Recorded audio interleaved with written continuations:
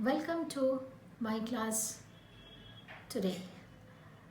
In my last classes, we have already discussed that why Indian English drama is not as prolific, as popular as Indian English novels or poetry are. Today we will take up Tughlaq, written by Girish Karnad. Girish Karnad, as we know, is known for drawing his plot from the pages of Indian history, myth, and legends. And he presents his dramas in such a way that they gain contemporary significance, contemporary meaning. Tughlaq, his second drama, is succeeded by Tughlaq, his second drama, has been taken from the pages of history. When Tughlaq was deciding to choose his subject matter, he wanted to write a play on the history of India. He wanted to choose any character or historical incident which would make the subject matter of his drama. And like other post-colonial writers, he was very much interested in reasserting his history, reasserting Indian history, myths, beliefs, etc. So while he was going through the pages of history, he says he came across the character of Tughlaq and he found him very fascinating. He has followed the history written by Ishwari Prasad, and critics have pointed out, his biographers have pointed out, that actually before writing Tughlaq, he went to meet Ishwari Prasad, he discussed the character of Tughlaq, and then he started writing. And he has also taken from historians like Babuta, Ibn Babuta, and many other Urdu writers. And then for the reasons why he chose Tughlaq, he says that in one of his interviews, he says that he found Tughlaq very, very contemporary in his thoughts, in his beliefs, in his anxiety to find peace and happiness, and how he was a ruler for Tughlaq was ruling during the 14th century, and he ruled India for 20 years. A man who started as a visionary, one of the most accomplished emperors India ever had seen or would see in future. He started as a very capable man, but he ended up as a failure. Why it happened so? Girish Karnad has portrayed the character of Tughlaq with the help of pages of history, but as in all such history plays or novels or etc., the writer cannot afford to stick to the pages of history. He has to add something because art demands some imaginative thing, some technical aspects of art also demands that the writer makes some dramatic inventions, and Girish Karnad does that.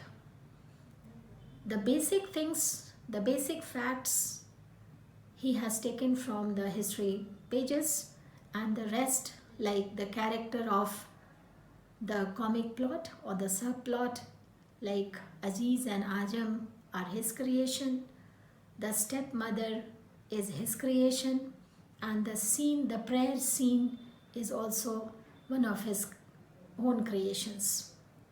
Girish Karnad sticks to the basic facts that Tughlaq was a man of great capabilities. He was like a great scholar, He was a visionary. In that 14th century, he was a man who believed in rationalism. His belief, he was a Muslim, a devout Muslim, but he was open to the ideas as in other religious scriptures.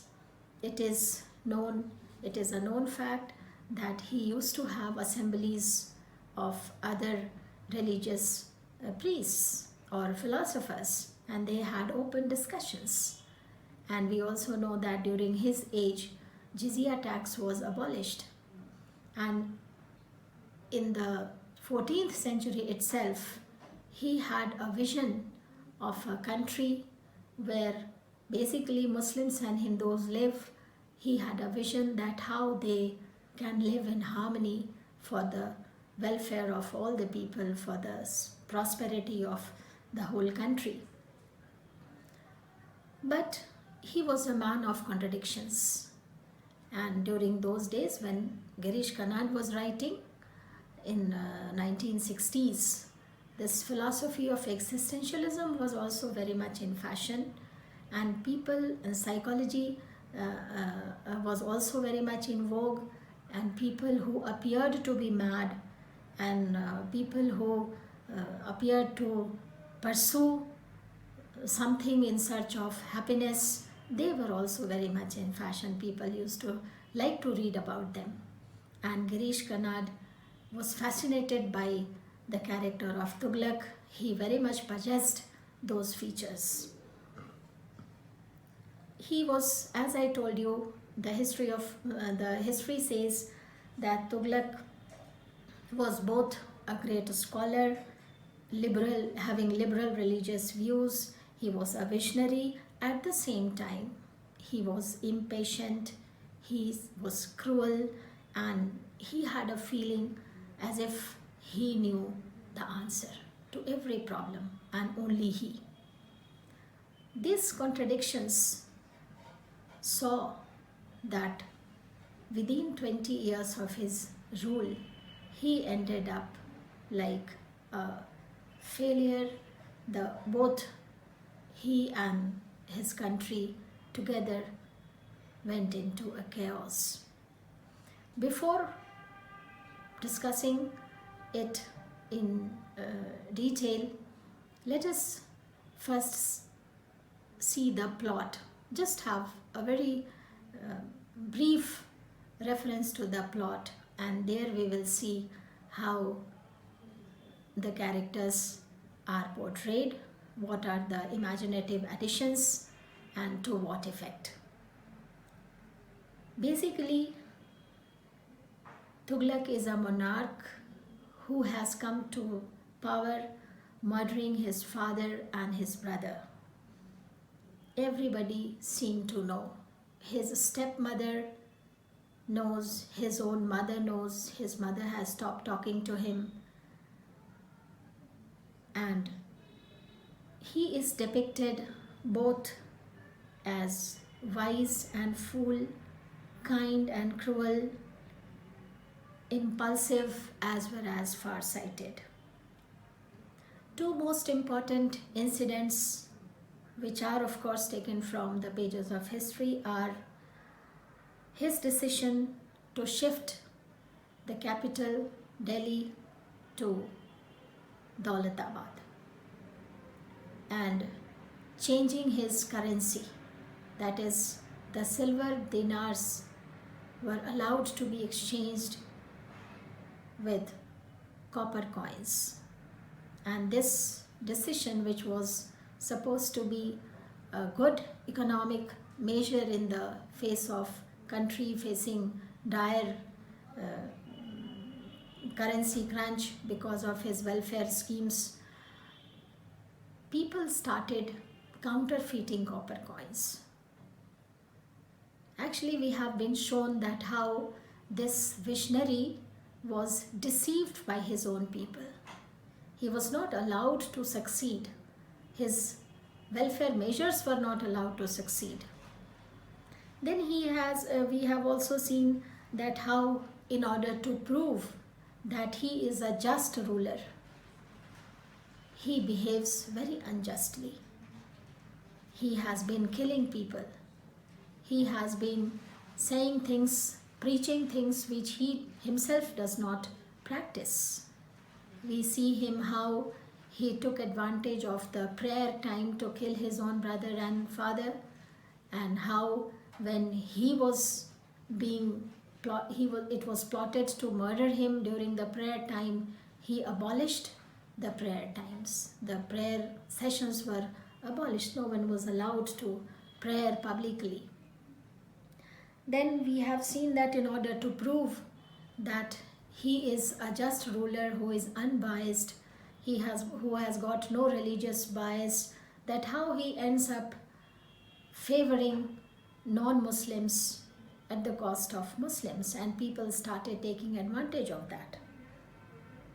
Then we have dramatic inventions like the character of Ajam, Aziz, the stepmother, and such scenes as the prayer scenes. And with the help of these, he has created a very effective drama which is stageable, which can be staged, and that is one of the rarest things in the whole of Indian English drama.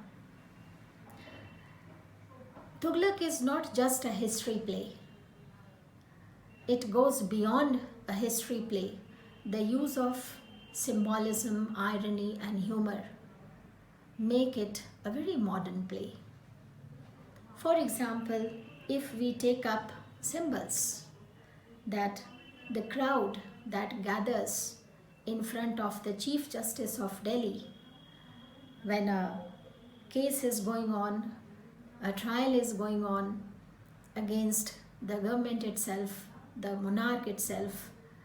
Vishnu Prasad is a Brahmin who has charged against the officers of the monarch that how his land has been grabbed by them. A judgment is delivered, and the judgment goes in favor of the Hindu.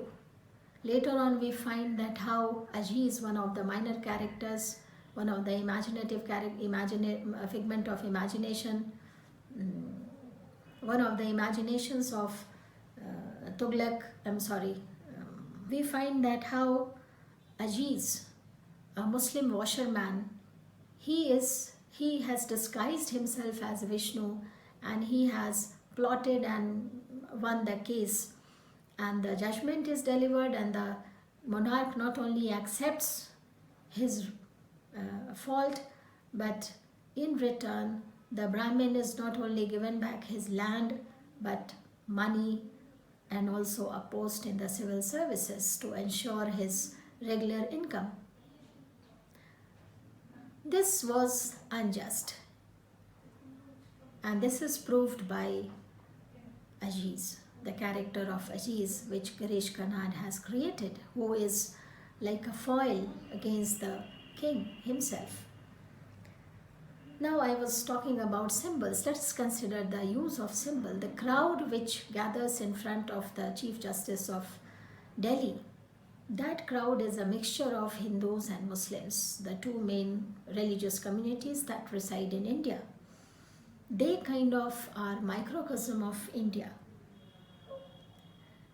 Then we see that when the drama opens, in the very first scene, a young man and old man are conversing. The old man is actually a Muslim who is against the monarch, who appears to favor non-Muslims, whereas the young man, he is expressing his views in favor of monarch and his rational behavior, or his very progressive religious beliefs. But one sentence that he utters, the old man, he says, "What this country is coming to." This statement was very much applauded by the then audience. They related this statement to the present condition of a country which was in 60s, and it was a Nehruvian era, when the people were politically disillusioned, there was a shift from the British rule to self-rule, and the expectations of the people were actually not realized, and it appeared that in the whole of 20 years we have lost our way. We have lost our path to glory. And the actions of Tughlaq himself, the monarch, who wanted to look like a rational person, an unbiased person, a man who respected all religion and who preaches the religious beliefs, he himself did not practice. And the contemporary significance of the utterances of Tughlaq and the actions of Tughlaq very much remind us of the contemporary political leaders who never hesitate to use religion as a tool to grab power. Then we have game of chess. It also has symbolic suggestions. Game of chess is a game of mind, and it suggests Tughlaq's approach, a game approach to life. He considers all other people as mere pawns in the game of chess, pawns on the board of chess. Then we have Rose Garden. Tughlaq was Tughlaq was a poet in his heart. He used to read a lot of artists, a lot of poets, and history pages say that he himself used to write poetry, and he appreciated poetry. He appreciated nature also, and he had imagined a rose garden, and he tried to give shape to his imagination, and he created a beautiful rose garden. But his policy of introducing copper coins, which resulted into an industry of counterfeit copper coins, this rose garden turned into a dump yard for counterfeit copper coins. And this dump yard becomes an objective correlative to Tughlaq's nullified aspirations, nullified idealistic aspirations, a rose garden turning into a dump yard. Then we have the fort built in Daulatabad. The references to snakes, anthill, python, the passage are like pythons, it is said, and that the fort will demolish on its own, etc., etc. All these have symbolic values. All these negative images are suggestive of the failure of Tughlaq and his rule. The use of irony makes the drama very, very effective. We have the portrayal of justice, how justice is played. We have seen Aziz disguised as Vishnu. In fact, the character of Aziz has been created, and he has been created as an ironic parallel to Tughlaq.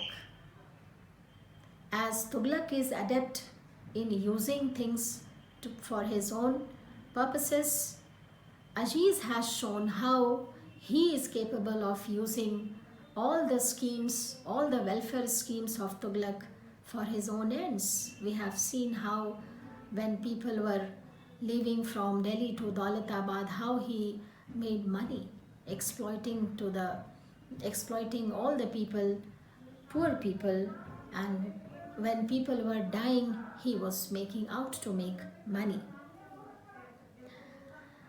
We have also seen Aziz making money using for himself religion and caste. We have seen Aziz dancing over the dead body of Ghiyazuddin, and he reflects none other than the neurotic self of emperor. Then the most scathing irony is the fact that when Aziz kills Ghiyazuddin and he comes as the messenger of peace to the emperor, when the emperor was feeling defeated and he had abolished the prayer assemblies, and after some time he had wanted to reintroduce assembly, and for that he wanted some great spiritual person to come over and start the things. Here we see in the drama, Aziz comes and he kills the person designated for introduction of prayer assemblies, and he puts on his clothes and he goes to meet the king and claim that he actually is Ghiyazuddin. His coming as a holy messenger to purify the land and reintroduce the prayer is deeply tragic. In fact, the end is very, very significant, and symbolically it is said that when we see Tughlaq sitting in his throne like a very small man, the great Tughlaq is now reduced to a small man hiding himself in the chair, and a servant coming with a sheet to cover him, a man who has lost his sleep. We see him and his kingdom are one in chaos, and he knows it.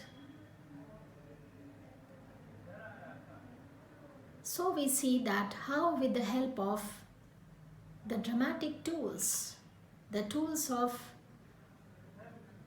creative writing, Girish Kanad has turned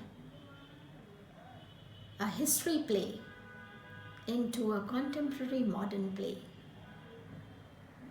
where we find a man, a visionary, a great man, a great scholar, a visionary, being reduced to nothing, being reduced to a defeated man because he was not allowed to. Perhaps he was born before his time.